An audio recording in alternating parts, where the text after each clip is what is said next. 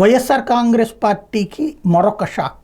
అదేదో ఒక సామెత ఉంది కదా, నీళ్లున్నటువంటి చెరువు దగ్గరికి కప్పలు వస్తాయని. అధికారం ఉన్నటువంటి వైఎస్ఆర్ కాంగ్రెస్ పార్టీకి అధికారంలోకి వస్తుందన్నటువంటి వైఎస్ఆర్ కాంగ్రెస్ పార్టీ దగ్గరికి ఎగబడి అన్ని పార్టీల నుండి వచ్చారు, పదవులు అందుకున్నారు, అనుభవించారు. ఆ పైన అనుభవించిన వాళ్ళు వెళ్ళిపోతున్నారు, అనుభవించని వాళ్ళు పార్టీలో ఉంటున్నారు. అదే స్పెషల్.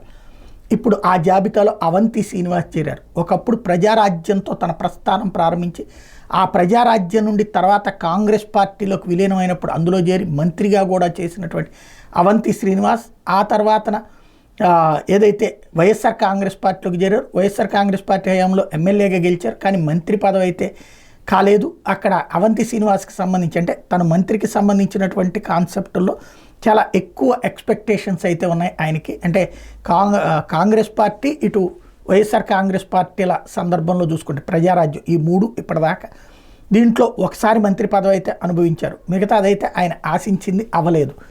అయితే అవంతి శ్రీనివాస్కి ఇక దాదాపుగా కాపు సామాజిక వర్గానికి సంబంధించిన ముఖ్యమైనటువంటి నాయకులు లేదా వైఎస్ఆర్ కాంగ్రెస్ పార్టీకి సంబంధించినటువంటి ముఖ్యమైనటువంటి నాయకులు ఇప్పుడు బాలినేని లాంటి వాళ్ళు జనసేనకి వెళ్ళారు, రోసియా బాలినేని ఇట్లాంటి వాళ్ళు. అట్లాగా అవంతి కూడా జనసేనలోకి చేరతారా చూడాల్సింది. ప్రస్తుతానికైతే జగన్ పోకడ నచ్చలేదు, పార్టీ పద్ధతి నచ్చలేదు అంటూ వైఎస్ఆర్ కాంగ్రెస్ పార్టీని వీడుతుండటం అన్నటువంటిది ఇక్కడ కీ పాయింట్.